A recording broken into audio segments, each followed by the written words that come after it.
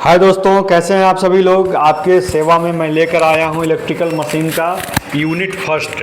ये आपका electrical machine का यूनिट फर्स्ट मैं आपको रिप्रेजेंट करूंगा। इसमें जितने इंपॉर्टेंट क्वेश्चन हैं वन शॉट आपको एक ही वीडियो में सारे इंपॉर्टेंट क्वेश्चन का बहुत ही बेहतरीन सोल्यूशन आपको मिल जाएगा। आप वीडियो को शुरू से लास्ट तक जरूर देखिएगा। आपको मैं यहाँ पे ट्रिक के साथ चीज़ों को बताऊँगा ताकि आपको बिल्कुल ना भूले और चीज़ों को आप बहुत अच्छे से गाट इट कर पाएँ। यहाँ पे देखिए, सबसे पहले है तापमान के अनुसार इंसुलेटिंग सामग्रियों का वर्णन। इसके लिए थोड़ा सा मैं आपको इंट्रोडक्शन दे देता हूं दोस्तों। जैसे आप मान लीजिए किसी भी मशीन में बाइंडिंग कर रहे हैं, इस तरह का तार लपेट रहे हैं, अगर इन तारों में इंसुलेशन नहीं लगाए रहेंगे तो आपस में सट के शार्ट हो जाएंगी। इसका मतलब ज़रूरी है इन पर बर्निश इत्यादि का हम इंसुलेशन मटेरियल इनके ऊपर लेप लगाएं। यह अत्यधिक ज़रूरी है। आज जानते हैं जब मशीन काम करती है तो उसमें हीट भी होता है, तो मशीन जब हीट होगी तो प्रॉब्लम आएगी भाई। हीट होने से टेम्परेचर बढ़ेगा। तो अगर आप इंसुलेशन जो आपने लगाया है, मान लीजिए आपने इसका टेम्परेचर क्षमता 90 डिग्री से कम है और टेम्परेचर 90 डिग्री पर पहुंच गई, तो इस पर जो आपने इंसुलेशन लगाया है उसमें प्रॉब्लम आ जाएगी। क्षमता के अनुसार ही इस पर विद्युत रोधी पदार्थ को रखना चाहिए ताकि अब टेम्परेचर अगर लोड बढ़े, हीट बढ़े तो उसको आसानी से बियर कर पाए। क्योंकि अगर मेल्ट हो जाएगी ना, अगर टेम्परेचर बढ़ा तो इंसुलेटिंग मटेरियल जो इस पर आपने लगाया वो मेल्ट होकर हट जाएगी, फिर तारें आपस में शार्ट हो जाएंगी। इसलिए टेम्परेचर के अनुसार ही इन पदार्थों का वर्गीकरण किया गया है दोस्तों। ये वर्गीकरण किया गया है, किस तरह से इनको आप ट्रिक के सहायता से याद कर सकते हैं। और देखिए, यह टेम्परेचर कैसे आपको याद रखना, ये भी आपको मैं बताऊँगा। ये आपको याद करना है YAEBFHC। यहाँ पे आप देख सकते हैं Y 90 डिग्री है, ए आपका 105 डिग्री सेंटीग्रेड है। Y को आप 9 बना सकते हैं ना, तो इसी से याद हो गया, 90 हो गया। ये ए है 1 + 0 1 आया ना, 1 मतलब ए, तो आप 105 आपका क्या हो गया, ए ग्रुप का टेम्परेचर का इंसुलेशन मटेरियल का ये टेम्परेचर सहन करने की क्षमता हो गई ए ग्रुप का। ई का मतलब होता है 20 का मतलब हो गया 120 डिग्री सेंटीग्रेड। ई ग्रुप का टेम्परेचर बहुत आसानी से क्या कर लेगा, बियर कर लेगा, सह लेगा। तो ई के लिए 120 हो गया। अब यहाँ देखिए बी लिखा हुआ है, बी यहाँ 3 बना हुआ है ना, तो 130 डिग्री, ये बी वाला 130 डिग्री सेंटीग्रेड टेम्परेचर आसानी से क्या कर लेगा, बियर कर लेगा। एफ का मतलब 5 को आप क्या लिख सकते हैं, 155 डिग्री सेंटीग्रेड आसानी से क्या कर लेगा, आसानी से मेजर कर लेगा। एच का मतलब यहाँ पे 0 में यहाँ पे 8 बना सकते हैं ना, 180 डिग्री। तो एच ग्रुप का इंसुलेटिंग मटेरियल 180 डिग्री सेंटीग्रेड बहुत आसानी से बिना अपना विद्युत रोधी गुण खोए आसानी से मेजर कर सकता है, मतलब सह सकता है। इसलिए एच जनरली मशीनों में एच टाइप ही इंसुलेटर यूज करते हैं। इस टाइप के विद्युत रोधी पदार्थ का ही हम ज़्यादातर इस्तेमाल करते हैं दोस्तों। ये है आपका सी का मतलब हो गया 180 से ऊपर, लास्ट 180 ही होता है। 180 से ऊपर अगर कहीं टेम्परेचर बढ़ने की संभावना है तो वहाँ पे सी ग्रुप के मटेरियल का इस्तेमाल किया जाता है दोस्तों। तो आपको केवल टेम्परेचर याद करना, बल्कि इनके एग्जाम्पल भी जरूर ध्यान में रखिएगा। जैसे वाई ग्रुप के कुछ एग्जाम्पल यहाँ पे लिखे गए हैं, सिल्क, पेपर, वुड। अब इसी को हमें ए ग्रुप में बनाना है तो इस पर थोड़ा इंसुलेशन मटेरियल लेप कर देंगे ताकि उसकी क्षमता और बढ़ जाए। ऐसे इनका एग्जाम्पल जरूर याद करिएगा दोस्तों। तो ये पहला क्वेश्चन आपका संपन्न हुआ, बड़ा इंपॉर्टेंट है। अब दूसरा हम बात करते हैं working of DC generator. DC generator आपने पढ़ा ही है कि एक ऐसी युक्ति है, ऐसी रोटेटिंग डिवाइस है जो मैकेनिकल एनर्जी को लेकर के उसको इलेक्ट्रिकल एनर्जी में कन्वर्ट करती है। अब ये काम करती कैसे है, तो इसके लिए हमारे फैराडे भाई साहब आते हैं, उन्हीं के प्रिंसिपल पर ये क्या करती है, काम करती है। फैराडे साहब ने हमें क्या सिखाया था, क्या बताया था कि कोई अगर मैग्नेटिक फील्ड है और उस मैग्नेटिक फील्ड में अगर आपने कोई कॉइल रख दिया है और इस कॉइल को आप रोटेट कराएं, इसके अंदर घुमाएं, चाहे खुद हाथ से घुमाइए, चाहे कोई आप डीजल इंजन लगा लीजिए या टरबाइन लगा लीजिए, कोई अदर डिवाइस लगा लीजिए जो इसको इसके अंदर घुमा सके। अगर ये घूमेगा तो फ्लक्स इसमें कटेंगे, तो इसमें एक विद्युत वाहक बल ई इसमें इंड्यूस्ड हो जाएगा। विद्युत वाहक बल क्या भैया, विद्युत वाहक बल एक ऐसा कारक जिससे करंट सर्किट में क्या होती है, फ्लो होती है। तो यही ईएमएफ ही क्या होता है, करंट सर्किट में फ्लो करवाने का कारक होता है। तो ईएमएफ आते ही इसमें करंट फ्लो होने लगेगी। तो आप ज़रा सोचिए ना भाई, ये आपका क्या है, ये आपका कॉइल है, करंट फ्लो होगी, ठीक है फ्लो होगी, तो करंट ऐसे फ्लो होगी कि करंट ऐसे फ्लो होगी, सोचने वाली बात है, ज़बरदस्ती फ्लो तो करवाना नहीं है, करंट ऐसे फ्लो होगी। तो करंट का ये डायरेक्शन क्या है, इसी डायरेक्शन को बताने के लिए हमारे आते हैं फ्लेमिंग साहब। यहाँ पे फ्लेमिंग के राइट हैंड रूल का इस्तेमाल किया जाता है दोस्तों। यहाँ पे ध्यान दीजिएगा, ये आपका क्या है, ये आपका एन है, एस है, ये आपके बीच में कॉइल है। तो एक बात ध्यान दीजिएगा कि आप अपने अंगूठे को इसके घूमने की दिशा में रख लीजिए, मतलब नीचे से ऊपर उठ करके कॉइल जा रही है, नीचे से ऊपर फिर ऊपर से नीचे जा रही है कॉइल। अंगूठे को सीधे ऊपर खड़ा कर लीजिए, ठीक है, और अपनी चौथी उंगली को, फोर्थ फिंगर को मैग्नेटिक फील्ड के डायरेक्शन में रख लीजिए। तो ऑटोमेटिक जो आपकी मिडिल फिंगर, जो ये बीच वाली उंगली है, ऑटोमेटिक जहां जाएगी उधर ही करंट का डायरेक्शन होगा। इसको और डिटेल में पढ़ना है तो मेरा आप डिटेल वीडियो देख सकते हैं, वहाँ पे मैंने बोर्ड पे अच्छे से उंगली रख करके समझाया है दोस्तों।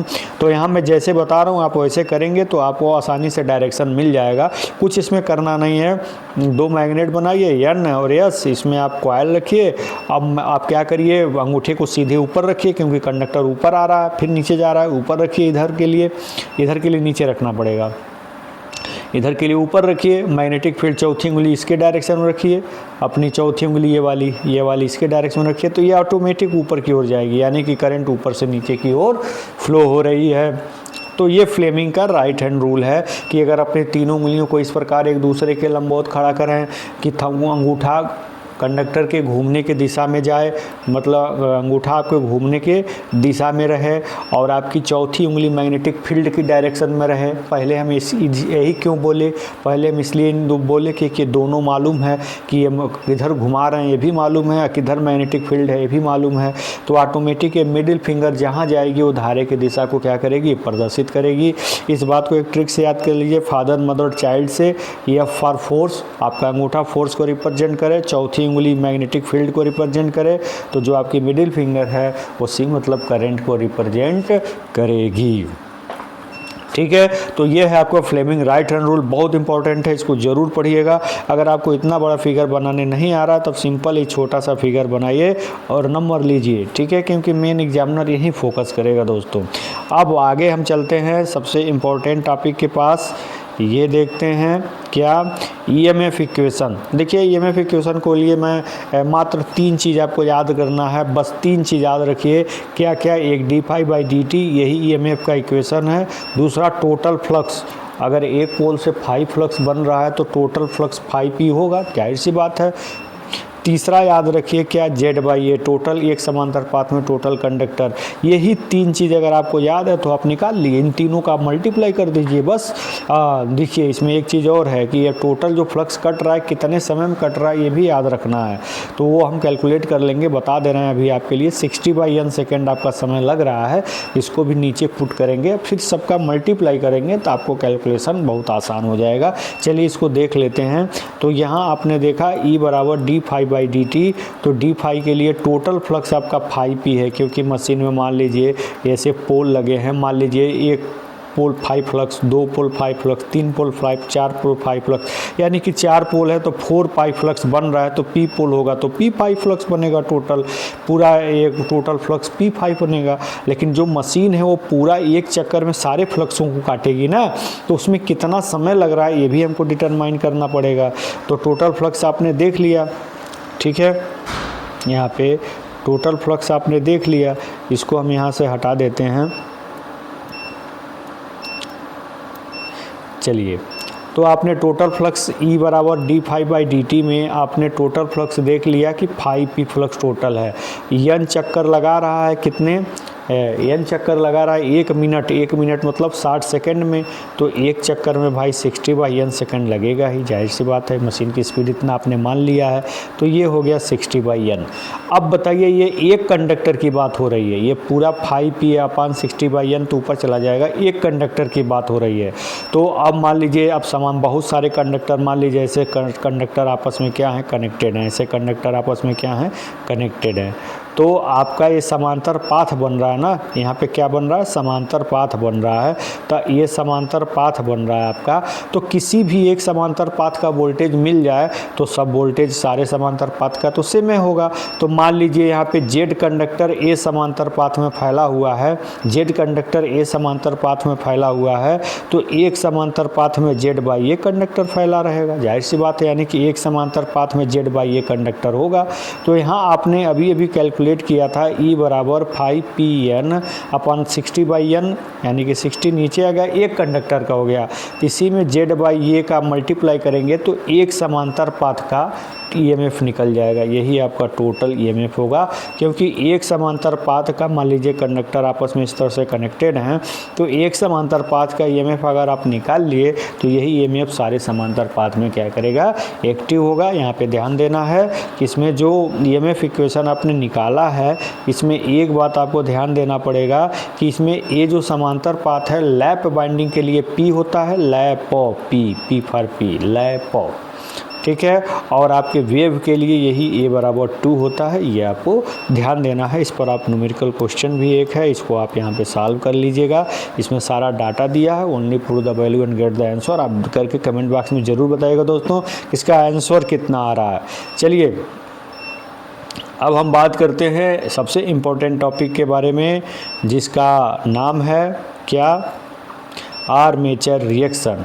किसी चीज़ पे क्वेश्चन पूछे या ना पूछे, लेकिन आर्मेचर रिएक्शन पे तो क्वेश्चन ज़रूर पूछेगा।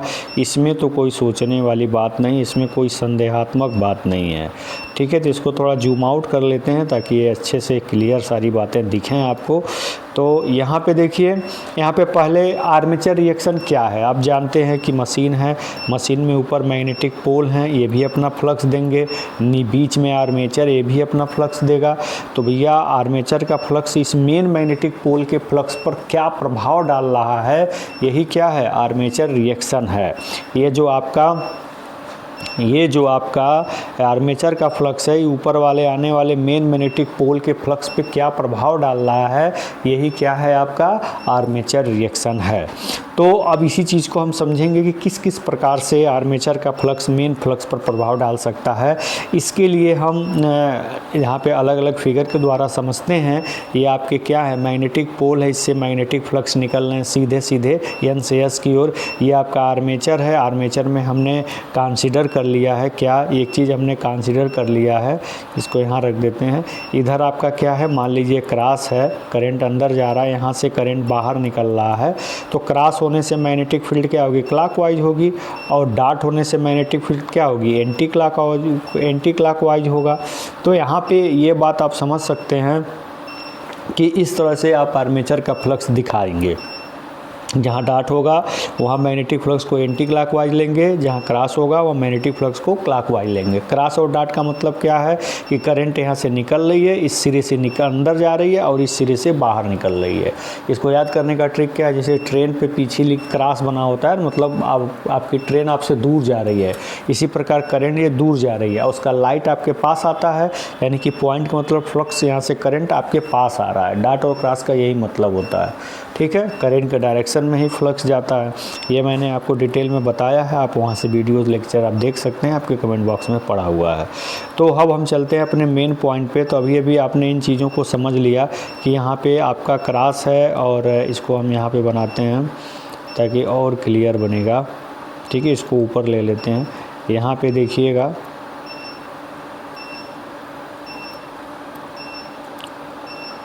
यहाँ पे ध्यान दीजिएगा, इधर आपका क्या है, क्रॉस है, इधर आपका क्या है, डॉट है। इधर कौन सा फ्लक्स बन रहा है, एंटी क्लॉकवाइज। इधर कौन सा फ्लक्स बन रहा है, क्लॉकवाइज। ये आपका क्या है, मैग्नेट है। ये सारी चीज़ें आप यहाँ पे देख सकते हैं।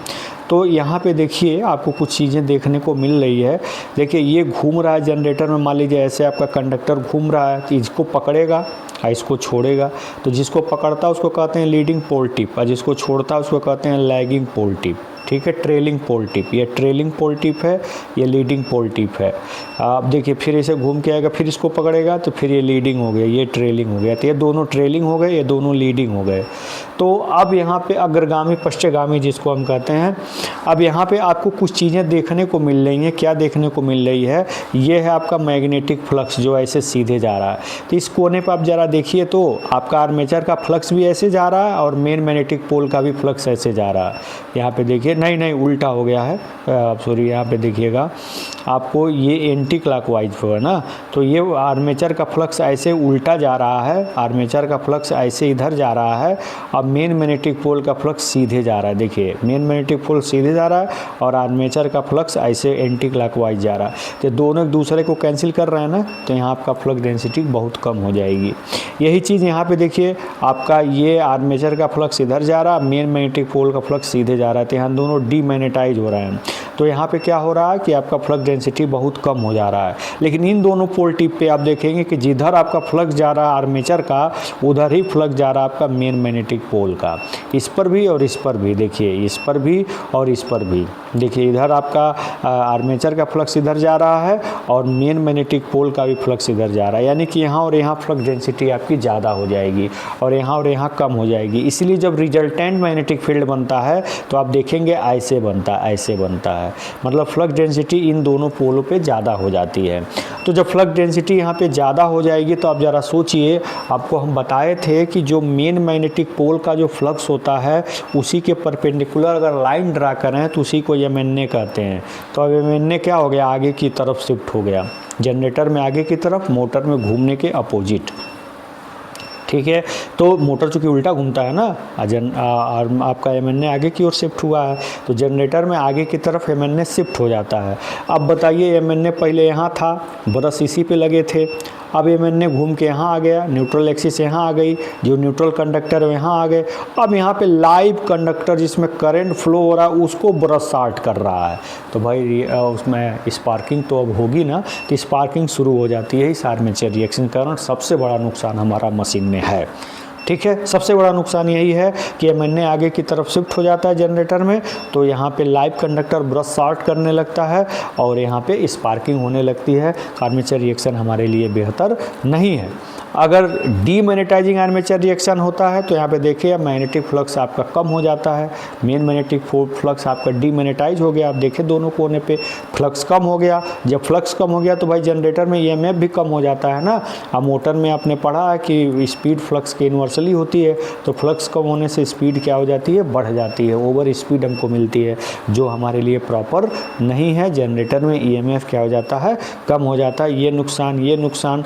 फिर फ्लक्स डेंसिटी बढ़ गई इन दोनों पोल टिप पर, आयरन लॉस बढ़ गया, ये नुकसान। फिर आपने देखा कि लाइव कंडक्टर को ब्रश शॉर्ट कर रहा है, स्पार्किंग हो रही है, ये नुकसान। ये सारे हमारे आर्मेचर रिएक्शन के नुकसान है, मतलब आर्मेचर रिएक्शन हमारे लिए प्रॉपर नहीं है। तो आप कहेंगे सर तब तो आप एक काम और कर सकते हैं, इसको रिमूव करने के लिए आप एक काम और कर सकते हैं। तो क्या कर सकते हैं? आप कहेंगे सर ऐसा है कि जो पोल आप ऊपर रखे थे उसको नीचे रख दीजिए और जो बाइंडिंग आप नीचे रखते थे उसको ऊपर कर दीजिए। ऐसा आप करेंगे, फिर आप पोल को घुमाएंगे, रोटर को घुमाएंगे, फ्लक्स इससे कटेंगे और डायरेक्ट आप सप्लाई ले लेंगे, कोई आर्मेचर रिएक्शन की प्रॉब्लम नहीं होगी। ऐसा आप कर सकते हैं, अल्टरनेटर में ऐसा ही किया जाता है। लेकिन हमारा उद्देश्य है यहाँ पे कम्यूटेशन, मतलब हमें एसी को डीसी में बदलना है। This is very most important task for you. हमें ये डीसी जनरेटर है ना कि एसी जनरेटर है, तो हमें डीसी में कन्वर्ट करने के लिए हमें कम्यूटेटर लगाना पड़ेगा, जिसको रोटर पे ही लगाया जा सकता है। इसलिए हम ऐसा यहाँ पे नहीं कर सकते हैं दोस्तों। तो आपको समझ में आ गया आर्मेचर रिएक्शन क्या है। बेसिकली ये दो प्रकार का होता है। दो प्रकार का कौन कौन सा आप यहाँ पे देख सकते हैं। एक है ये मेन मैग्नेटिक पोल का फ्लक्स है, एक फ्लक्स जो नीचे सीधे क्रॉस कर रहा है, क्रॉस मैग्नेटाइजिंग आर्मेचर रिएक्शन। इन दोनों पोल टिपों पे आपने देखा डीमैग्नेटाइज हो रहा है, तो डीमैग्नेटाइज आर्मेचर रिएक्शन। तो आप कहेंगे सर यहाँ मैग्नेटाइज भी तो हो रहा था, तभी फ्लक्स यहाँ ऐड हुआ, तो मैग्नेटाइजिंग क्यों नहीं होता है? ये आप खुद बताएंगे कमेंट बॉक्स में। नहीं आएगा तो लिखेंगे नहीं आ रहा, तो मैं इसका रिप्लाई आपको दूंगा। तो इस प्रकार से आप आर्मेचर रिएक्शन को बेहतर तरीके से समझ गए होंगे दोस्तों। कैसा लगा अब जरूर अपने बात कमेंट बॉक्स में बताइएगा। यहाँ पे ग्राफ के द्वारा इन्हीं चीज़ों को समझाया गया है। देखिए ये आपका मेन मैग्नेटिक पोल का फ्लक्स है, ये आपका आर्मेचर का फ्लक्स नीचे की ओर आ रहा है। आपने देखा दोनों साइड में ही नीचे की ओर आ रहा था। और इन दोनों का रिजल्टेंट फ्लक्स ऐसे हो रहा है तो रिजल्टेंट इनके बीच में गया। तो आपने इन बातों को देखा। और एम चूँकि इसके परपेंडिकुलर है, लाइन जो ड्रा करते हैं वो एम होती है, तो हमने इसके परपेंडिकुलर जो लाइन ड्रा किया ये आपका क्या हो गया, एम हो गई। और जी क्या होती है, जी क्या होती है, जी के लिए आप क्या करेंगे, देखिए जी होती है एन और एस, इनको सीधे इनके बीचों बीच में जो एक्सिस जाती है, मैग्नेटिक पोलों के ठीक बीचों बीच में जो एक्सिस जाती है वही जी होती है। तो जब मशीन पे कोई लोड नहीं होता है तो जी एन एक दूसरे के ऊपर ओवरलैप करते हैं, लेकिन लोड होने से जैसे आर्मेचर रिएक्शन हुआ एम आगे की ओर जनरेटर में शिफ्ट हो जाता है। ठीक है, तो ये सारी इंपॉर्टेंट पॉइंट्स थे जो आप अच्छे से समझ गए होंगे दोस्तों। चलिए अब अगले टॉपिक पे चलते हैं। ये आर्मेचर रिएक्शन हमारे लिए एक प्रॉब्लम है, एक सबक है। आगे देखिए, इसका मैंने दोनों बताया कि क्रॉस मैग्नेटाइजिंग, डीमैग्नेटाइजिंग क्या होता है, फिर इसके क्या प्रभाव हैं, इन सारी बातों को मैंने यहाँ पे एक्सप्लेन कर दिया है। अब सबसे महत्वपूर्ण बात यह है कि अगर ये समस्या है तो इसका समाधान क्या है, आर्मेचर रिएक्शन का समाधान क्या है मैं आपको बताऊंगा। बेसिकली दो समाधान यूज करते हैं, और भी हैं लेकिन दो बेसिकली यूज करते हैं, कि इंटरपोलिंग, एक कंपनसेटिंग बाइंडिंग। तो चलिए हम देख लेते हैं कि ये इंटरपोलिंग क्या होता है। पहले अभी आपने देखा, क्या देखा था इंटरपोलिंग में, इसको हम थोड़ा सा और ऊपर करते हैं। हाँ, अभी आपने देखा था क्या, ये आपकी मशीन है, ये आपकी मशीन है, ये एन है, ये एस है, ये आपका आर्मेचर है। अभी देखा इधर क्रॉस था, इधर डार्ट था, इधर डार्ट था, इधर क्रॉस था, इधर आपने देखा कि इधर फ्लक्स, इधर भी फ्लक्स आपका इधर एंटी क्लॉकवाइज जा रहा था, यहाँ पे ये क्लॉकवाइज जा रहा था इधर, इधर एंटी क्लॉकवाइज जा रहा है। फ्लक्स आपकी नीचे से ऊपर से नीचे की ओर आ रही है, कौन सा, आर्मेचर का फ्लक्स। अब दो पोल इस तरह से लगा दीजिए कि ऊपर एस हो और नीचे ऊपर एन से एस जाती है, नीचे एन हो, नीचे एन हो और ऊपर एस हो, तो नीचे से फ्लक्स ऊपर की ओर जाएगा ना भाई, तो आर्मेचर का फ्लक्स डीमैग्नेटाइज होगा कि नहीं होगा बताइए।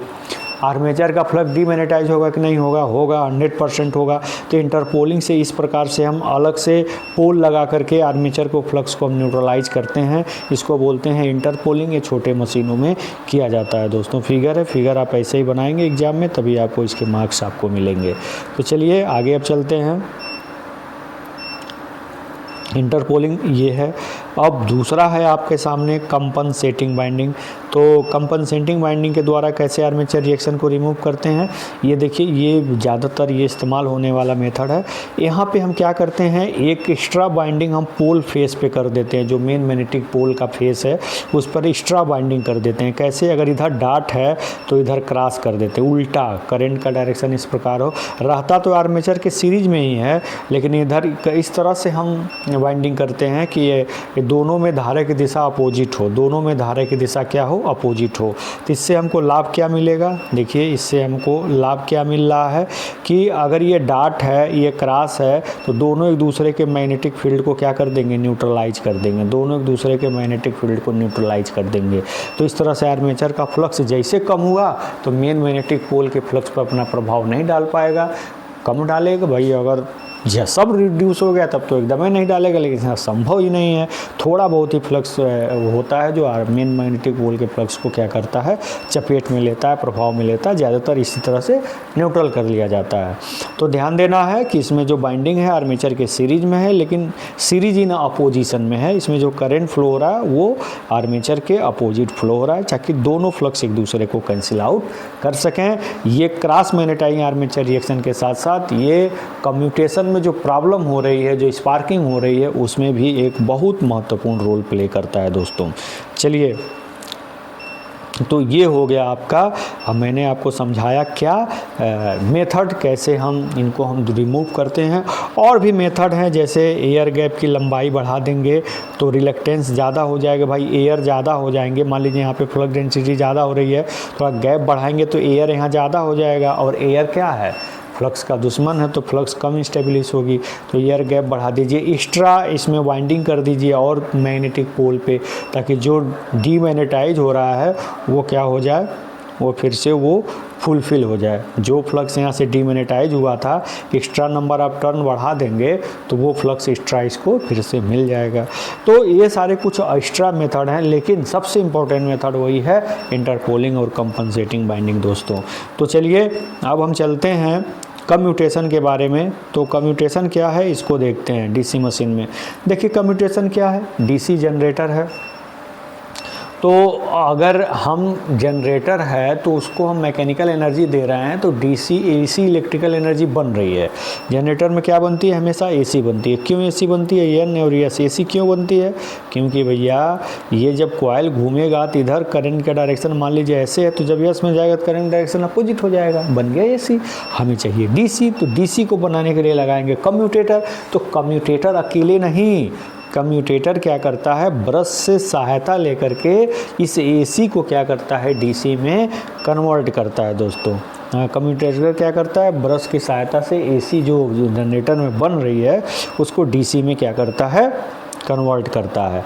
अब यहाँ पे देखिए कम्यूटेशन में कमज़ोर कम्यूटेशन मतलब स्पार्किंग वाला जो कम्यूटेशन होता है उसके पीछे कारण क्या है ये यहाँ पे समझाया गया है। आर्मेचर रिएक्शन सबसे पहला कारण अभी आपने देखा कि कैसे जो है एमएनए पर लगा ब्रश शिफ्ट हो गया। एमएनए शिफ्ट होने से क्या हुआ कि आपका अब कंडक्टर लाइव कंडक्टर को ब्रश शार्ट करने लगा, जिससे स्पार्किंग होने लगी। ब्रश का गलत स्थान पे प्रयोग होना ये भी सही बात है। अगर लाइव कंडक्टर पे आप ब्रश को रख देंगे तो होगा ही। सेगमेंट बराबर ना होना, जो कम्यूटेटर का सेगमेंट अगर बराबर नहीं है तब भी प्रॉब्लम आएगी। इंडक्टिव प्रतिक्रिया वोल्टेज ये भी आपका क्या होता है, स्पार्किंग में बहुत इम्पोर्टेंट रोल प्ले करता है। मतलब बेकार कम्यूटेशन में ये भी अपना रोल देता है। ये क्या है, रिएक्टेंस वोल्टेज क्या है, यहाँ पे देख लीजिए एन है, यस है। ये आपका मान लीजिए कंडक्टर है, ध्यान दीजिएगा, एक क्रॉस है, डाट है। तो यहाँ कंडक्टर ऐसे होते हुए यहाँ पे जा रही है, तो यहाँ डायरेक्शन चेंज हो रहा है। ये कंडक्टर एक ही है लेकिन इसमें करंट का जो दिशा है वो चेंज हो रहा है। ये बताइए जब इस पर्टिकुलर कंडक्टर में करंट की दिशा चेंज हो रही है तो फ्लक्स भी इस कंडक्टर से चेंज होगा, और जब कंडक्टर से फ्लक्स चेंज होगा तो इसमें एक वोल्टेज जनरेट हो जाएगा फैराडे के नियम अनुसार, जिसको हम बोलते हैं रिएक्टेंस वोल्टेज, और वह इस चेंजिंग का विरोध करता है। तो मान लीजिए इसमें 5 एम्पियर करंट है तो 5 एम्पियर टोटल यहाँ ना मिल करके 4 एम्पियर मिलती है, बाकी 1 एम्पियर क्या हो जाती है, हवा में फ्लो हो जाती है, हवा से होते हुए ब्रश को मिलती है, वही क्या बनाती है, स्पार्किंग। तो रिएक्टेंस वोल्टेज को न्यूट्रलाइज करने के लिए हम इंटरपोलिंग या कंपनसेटिंग बाइंडिंग कर देते हैं, ताकि इसमें जो रिएक्टेंस वोल्टेज बन रहा है करंट के चेंज होने की वजह से। करंट क्यों चेंज हो रहा है भैया, जब इस मैग्नेटिक पोल से दूसरे मैग्नेटिक पोल में जाएगा तो दिशा चेंज होगा ही होगा, तो उसको न्यूट्रलाइज किया जा सके। तो कंपनसेटिंग बाइंडिंग और इंटरपोलिंग से हम रिएक्टेंस वोल्टेज को क्या करते हैं, न्यूट्रलाइज कर देते हैं।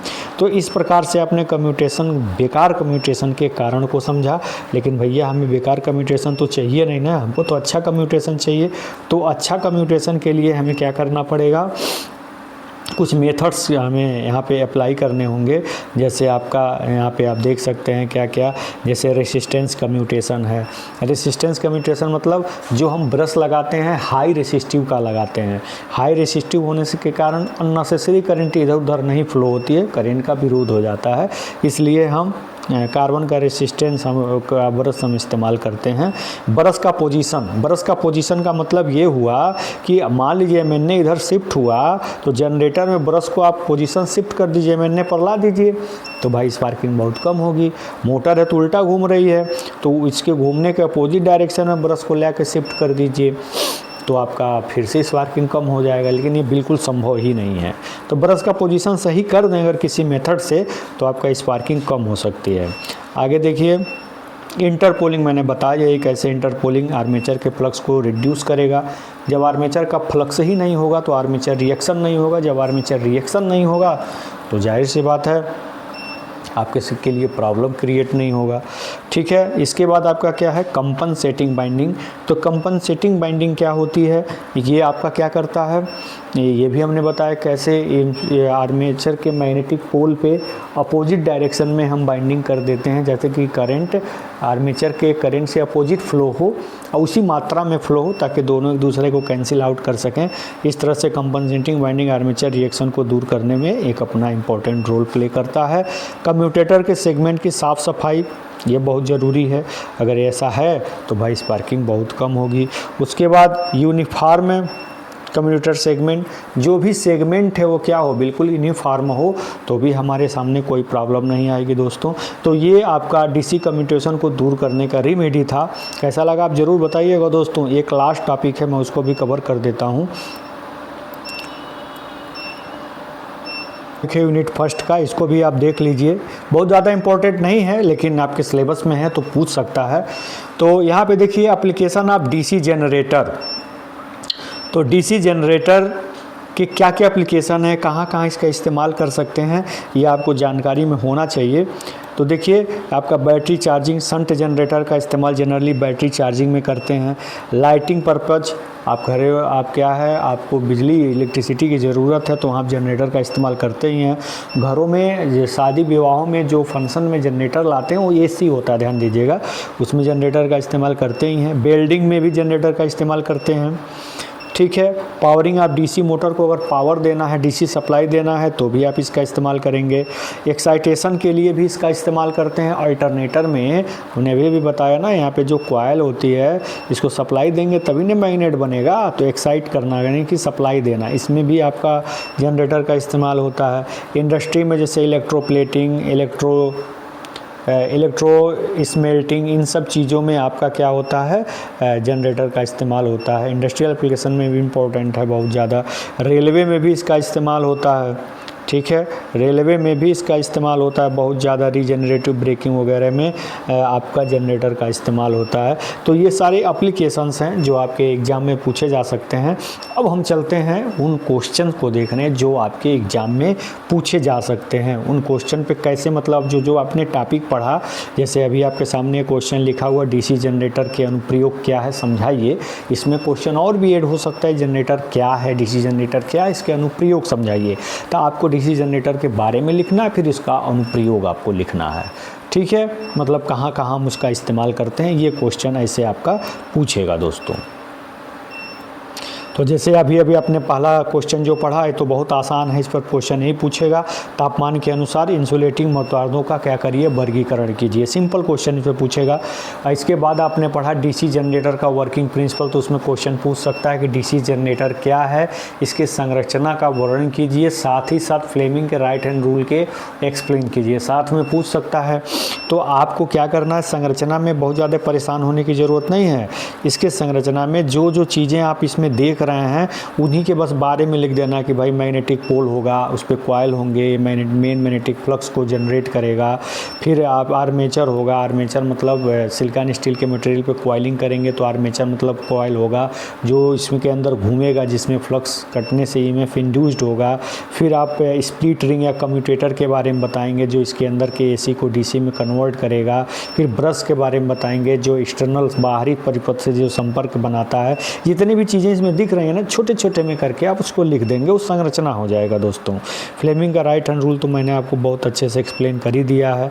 देखिए डीसी जनरेटर में उत्पन्न ईएमएफ का समीकरण आपसे एग्जाम में पूछ सकता है, तो आपको पूरी इसी तरह से आपको एक्सप्लेन करना है, एक एक चीज़ों को एक साथ लिख करके आपको एक्सप्लेन करना है दोस्तों, ठीक है। फिर इस पर आपका क्वेश्चन देखिए, ये आर्मेचर रिएक्शन क्या है, देखिए इस पर कैसा कैसा क्वेश्चन पूछ सकता है। आर्मेचर रिएक्शन क्या है, ये कितने प्रकार का होता है समझाइए, या कहेगा आर्मेचर रिएक्शन क्या है, इसको दूर करने के उपाय बताइए, ठीक है। मैं लिख नहीं रहा हूँ, बस बता रहा हूँ, आप ध्यान से समझ लीजिएगा।